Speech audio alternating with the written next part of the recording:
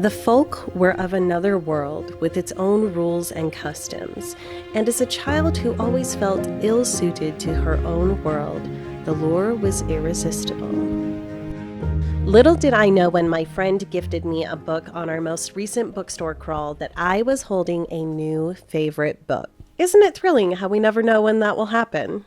It's based in an alternate version of the 1900s, where fairies are a subject of study by esteemed dryadologists, including one Professor Emily Wilde of Cambridge. She travels to Josland, a fictional island off the coast of Norway, to study the hidden ones, both the common fae and the more humanoid and sinister courtly fae. It's a book for winter, and it made me fall in love with winter fairy tales again. It has descriptions of the harsh snows and everything evocative of Iceland and Norway, while also having all of those cozy images of cottages and taverns and community. It made me wish I was an author, because this is just the sort of book that I would love to write, and so of course it felt like it was made for me when I read it. Epistolary storytelling, for whatever reason, seems to be a format that I often enjoy, and so experiencing this story through entries in Emily Wilde's research journal was a delight. And it's also fun how so much of the world building in this book is done through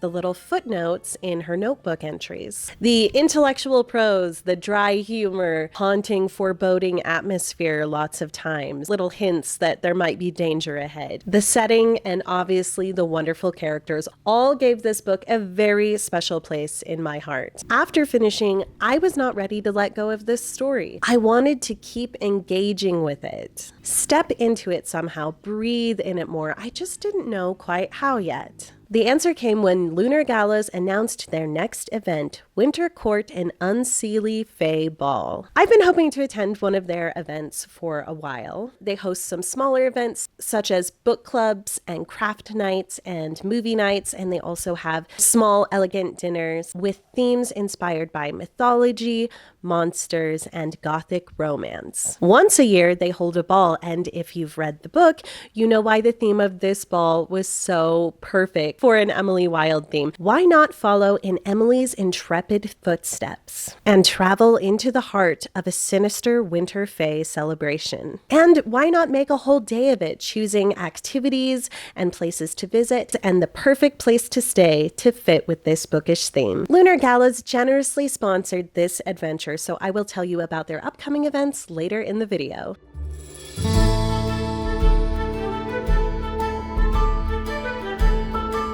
My husband was able to join me for this Encyclopedia of Fairies Day, as it was our 13th anniversary. Our first step was getting into character, which meant picking out costumes to interpret the characters of Emily Wilde and Professor Wendell Bamblebee. For this, we visited the Curious Costume Co.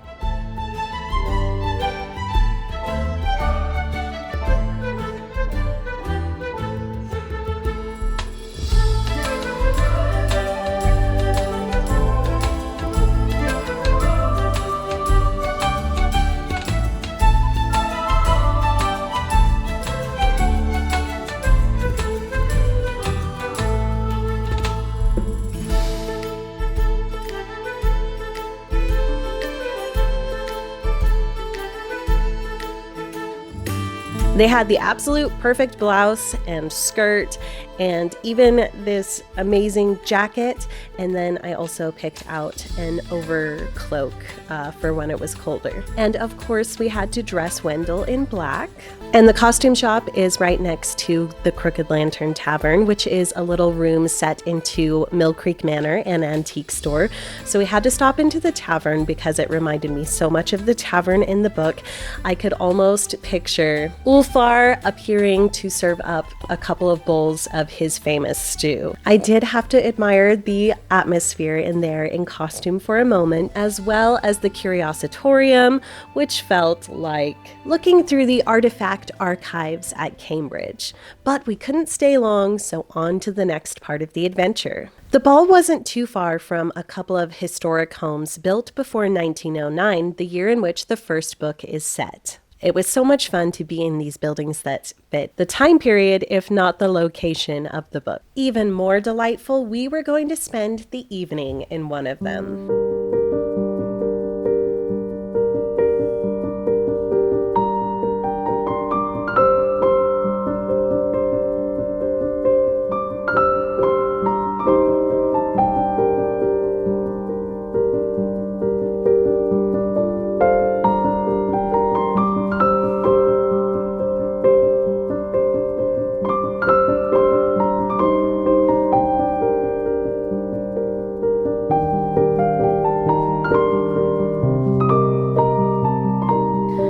Welcome to the Hinesmansion.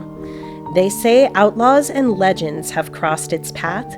Rumor has it the famous Butch Cassidy frequented the mansion. Another interesting fact is that this chandelier is actually from the set of Gone with the Wind. Russell Spencer Hines and his wife Kitty built this in 1895. He passed away only 3 years later, and Kitty was known as a very strong and independent woman. She worked in many different businesses to support herself.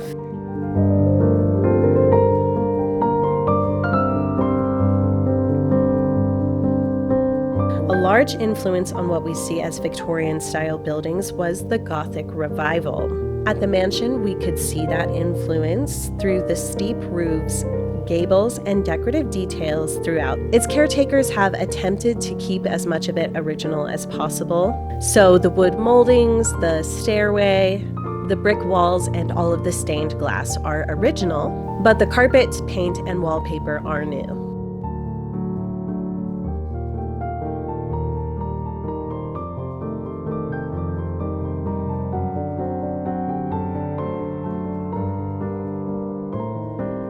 It has been 13 years since our last visit to the Hinesmansion. We actually visited here on our honeymoon, and we always told ourselves that one day we would come back to stay in the library. And it took 13 years, but we finally did it.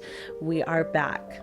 Is it just me, or has anyone else always dreamed of sleeping in a library? Honestly, as a kid, I would be at the public library and just daydream about, like hiding in the bathroom and staying after hours and which little corner I would stay in. And that's not even like a particularly fancy library, but I don't know, it's just one of those things that's always tickled my fancy. And I am absolutely counting this.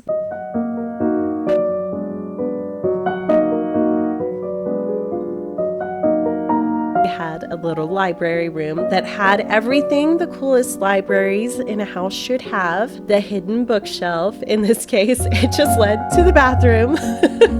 I guess that's the bathroom I hid in to be able to sleep in the library. I don't know. Look, they have our wedding ornament in here. Almost. It's nearly the same. I don't think it's the exact same ornament. Oh, we're back.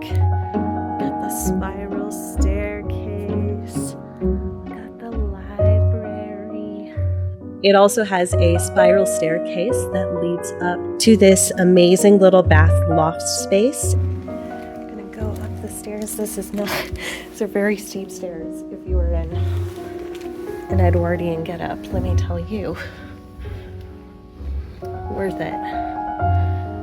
This is. And a skylight. I don't know that this actually opens.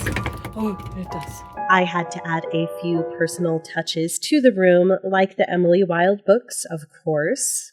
I do wish I'd been able to set aside more time to do photos at the mansion, because that's an option. I could have done that, sort of as long as I stay out of the way of other guests.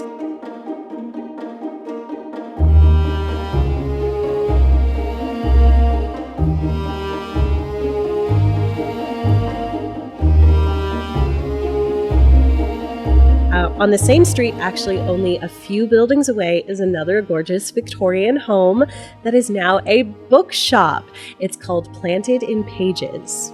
But it was originally known as the Beebe House. Beebe, who worked as a bookkeeper, now of course that means more of an accountant than a bookseller, but I still think that's a fun little fact. The original oak hardwood flooring, is still intact in the main room and the couch room, and the chandelier is also original to this building. We loved this part of the date, so we each took a bag and we each had the assignment to go pick out 3 books that the other person would like, and then we would present them to each other, and each of us would choose the one book that we would take home. Matthew actually came back with like 7 or 8 choices for me. The Cinder House. I have a couple books like this one. This is a retelling of the Cinderella story. Mm-hmm. And I've not read it, so I don't know too much, but the opening blurb seems to imply that she's already dead. It's like her ghost. Interesting. So it's like she's haunting the house with her stepsisters. That's cool. But I don't know for sure. Yeah. But we have Jade City, considered by many Fonda Lee to be one of the greatest urban fantasies of all time. This is book 1, but First Comes to Call. Ooh. Is a reimagining of A Goose Girl. Really good options here. As intriguing. These are the ones that most caught my interest. I'm still just not in an urban fantasy mood. You know how I am. I feel like I want to read that, but it's not yet. So it's between these 2 for me. Mm-hmm. Oops, for this one, We Are Legion. Read it. Oh, dang it. Did you like it? Not really. Oh. It's beloved by many people, and I didn't hate it, but I didn't want to continue. I was trying to be secretive about this one, but I think it's the only copy they have in the place right now. So, obviously, Kingfisher. Ah, yes. Same as A Sorcerer's Calls. Yes, but the interesting thing is, it's looking like look at this weird typography on the back. So those aren't right? necessarily spooky. I saw that too. I was like, was this an indie author copy of this book? Like, what? It's like a paladin trying to navigate life without their god. First off, it's funny to me you said I had a good job introing my books, because I don't feel like I did a great job. But thank you. You did so good. I was like, how long did you have to prep for this? So we presented our selections to each other and each went home with one. This is so cute. Honestly, I really want to do this date idea with him again at a different bookstore sometime, or the same one. Besides the historic setting of this BB house, I also love Planted in Pages, particularly for this date and theme, because of all of the natural elements that they have integrated into the store. Of course, there's their plant room, just the different colors and the beautiful wallpaper they have in there and everything. The cover of the book, kind of like reminds me of their wallpaper in there.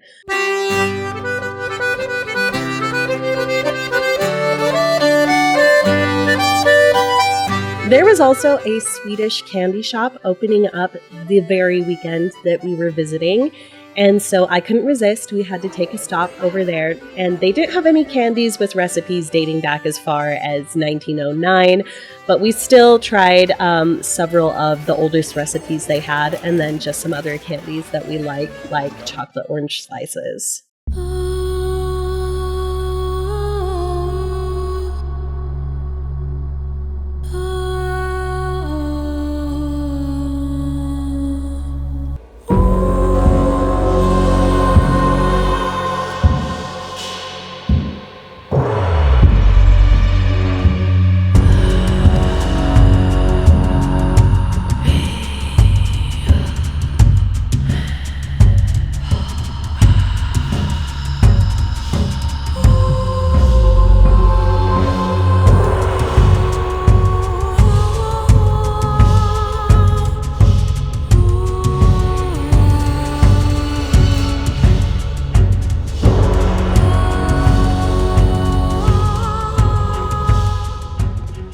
I don't think that we were the only guests that decided to come as characters, because we met this group who were playing a bunch of mortals looking for someone kidnapped from their family. Our children would be at this event. Through great peril, we secured invitations and braved the hedge wall. This is Abigail. She's only 6 years old. She's when we lost my reason for living. Just my name to say on accident. We have failed.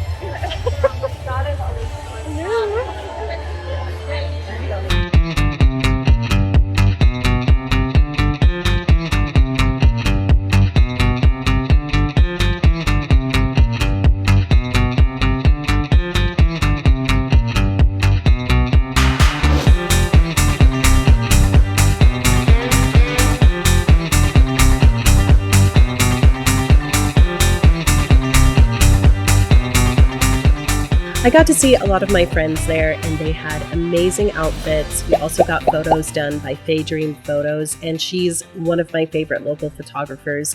Her style is just spot on to me. I love it. We got some of Emily being exasperated with Wendell, and then just some cute couple photos. Oh, another amazing cosplay was Sarah from Labyrinth.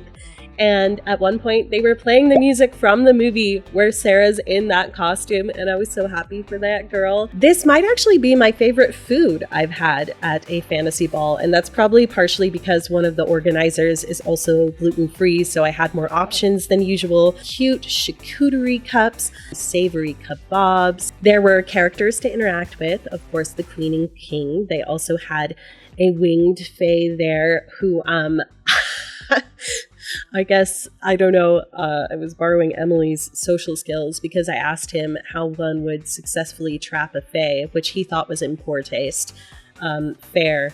Although by the end of the night, he was put in shackles and apparently bound to servitude for some sort of rebellion or betrayal he had done. So either way, mortal, interference or not, it was not his night. There were also prize baskets that you could win either by making purchases with the vendors or by completing the scavenger hunt.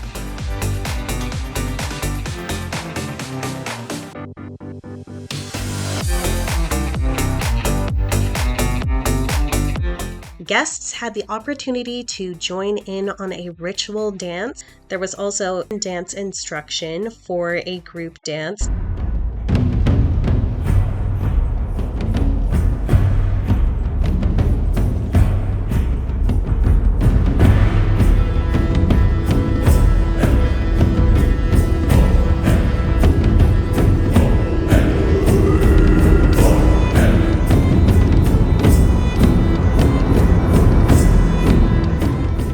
End of the night, the winners were announced for that, as well as their upcoming events.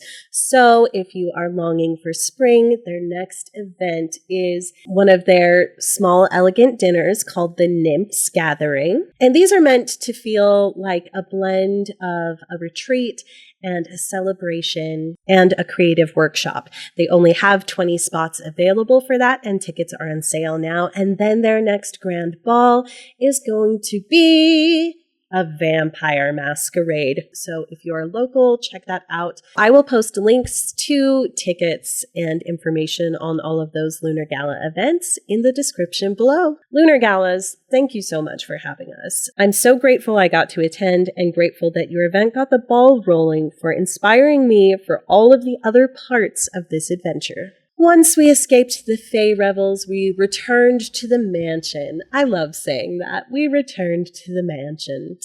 And we watched The Mummy. It's an ancient Egyptian trick, you'll see. I've seen some crossover fan art, so I don't think we're the only ones who feel like Emily Wilde and Evelyn Carnahan have some things in common. If I have to take one more piece of junk to the curator to try and sell for you, where did you get this? I also knew there was going to be a meteor shower that night, so we paused the movie halfway to go up the spiral staircase and open the skylight, and we let our eyes adjust. And yeah, there was still a lot of ambient city life, so don't rent this room thinking you're going to have a perfect starlit view. But we still were able to see the shooting stars.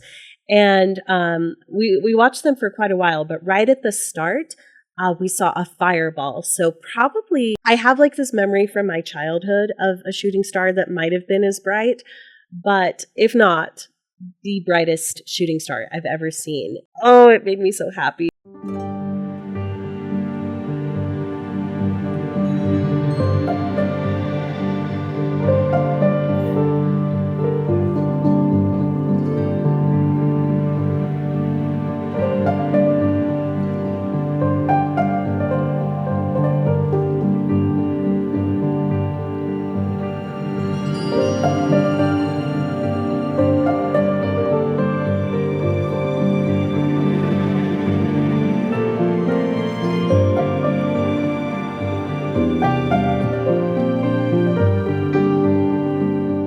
In the morning before we left, I had to take a moment to do some journaling, as Emily would, and record my findings from the day before.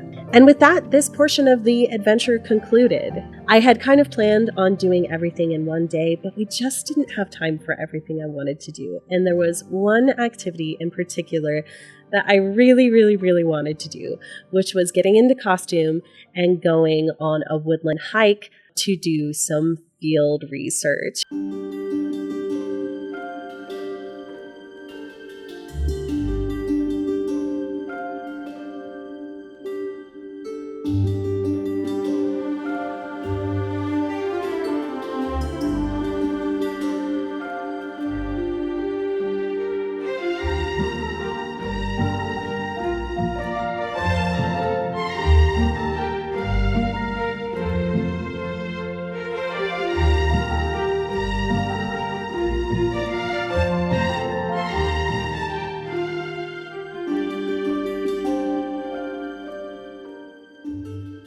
Something about simply walking outside and daydreaming has always been one of my favorite ways to engage with fantasy. This was so much fun. I want to go on more costume nature walks and hikes. And I was sort of sad because, I was taking a little video and I thought, oh man, wouldn't it be so cute if I had a big black dog with me to be Shadow? It felt weird not to have Shadow there. And then up the trail came a big black dog and I got to meet him. I actually recognized him from times I've walked this trail before. And their owner let me take a couple of videos with them, so that was very sweet, and we all had a nice chat. At this point, I tried to restrain myself because I wanted to finish this video and say, okay, we're done filming, we're not doing anything else, but Dreamwalk Park announced that their next theme was going to be fairies, and of course I realized that Emily Wilde had to go do some research there.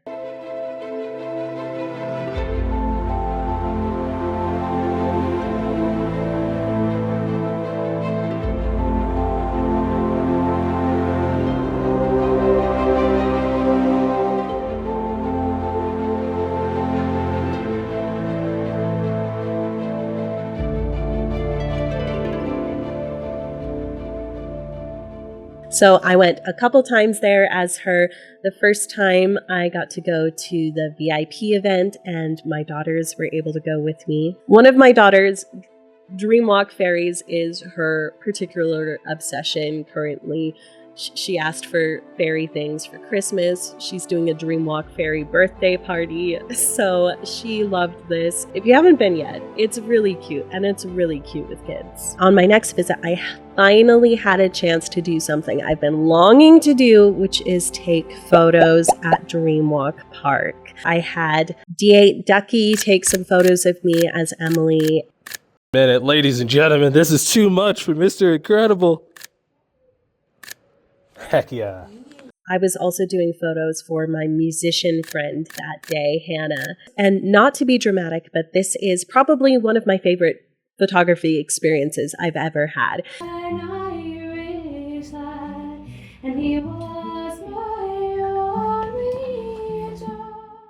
We were both just kept on pausing and metaphorically pinching ourselves because we could not believe how cool it was. It's like being invited to go take photos on a dark ride at Disneyland. Right there.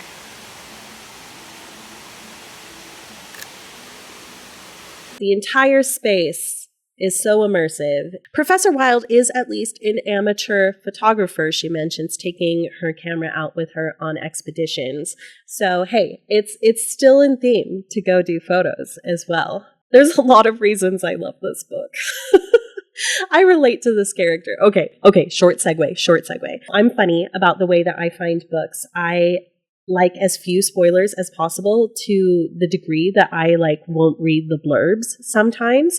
And that's what I did with this one. At the end of it, I thought, man, it has been a while since I've related to the female protagonist that much. Her emotions, to her choices, to the way she was. And I go and read the back. A curmudgeonly professor journeys to a small town. I just paused with this existential crisis of Am I curmudgeonly if I relate to her and love her this much? Here I thought I was just reading about an introverted individual who's very good at setting boundaries and is sometimes just like a little anxious socially. And I can relate to all that.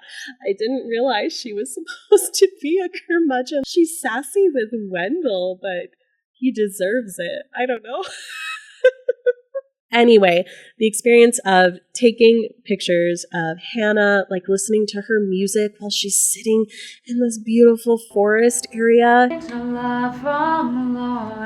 If that isn't evidence of magic, I don't know what is. After she left, I got to spend some time taking some self-portraits, and that was a little bit of a challenge. I'm still learning on that, but it was so much fun.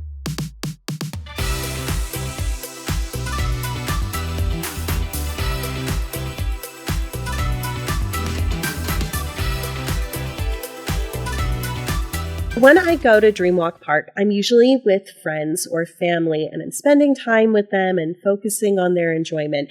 It's always been a wish of mine to go on my own and be able to enjoy it at my own pace and linger as much as I want to, kind of do some of that exploring and daydreaming and even sitting down and writing in the space. And I got to do that.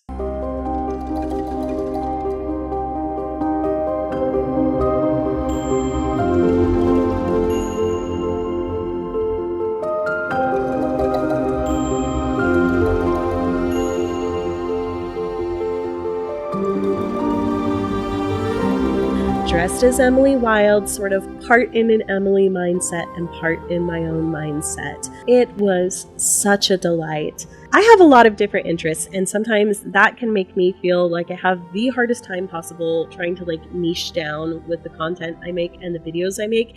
But I just want to say I loved this video because it encompassed so many of my different interests, which is probably why I like the book so much, because it also felt like that. This adventure had literature and visiting bookshops, learning about the history and visiting old beautiful buildings, spending time in nature, being in costume, photography, playing make-believe, themed spaces, and a fantasy ball, and people I love. In the midst of editing this video, I even got the chance to meet Heather Fawcett, the author of Emily Wilde, for the release tour of her newest book, Agnes Ogbert's Mystical Cat Shelter. She signed that book for me, as well as all of my Emily Wilde books. We got to hear about some of her inspirations. Watching Ghibli films, my favorite was maybe Totoro. And I even got to ask her a question concerning themed experiences. Immersive pop-up space from one of your books. So kind of like if you've seen like the Stranger Things pop-up or different things like that, which book would you want them to do that from? Oh my gosh, that would be amazing.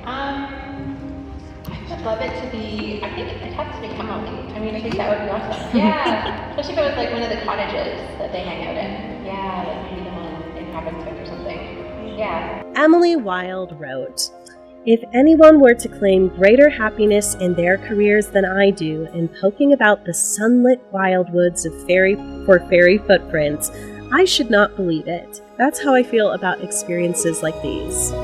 Discovering and exploring the fantastical creations of others, whether it be a book or an immersive experience or a ball or whatever it may be, and through those, being inspired to create more myself. And to think all of this experience began when a friend gifted me a book. Maybe it's true what they say. One doesn't need magic if one knows enough stories." Thank you for wandering the pages a bit with me today. Until next time, keep creating and stay ever adventurous. Bye.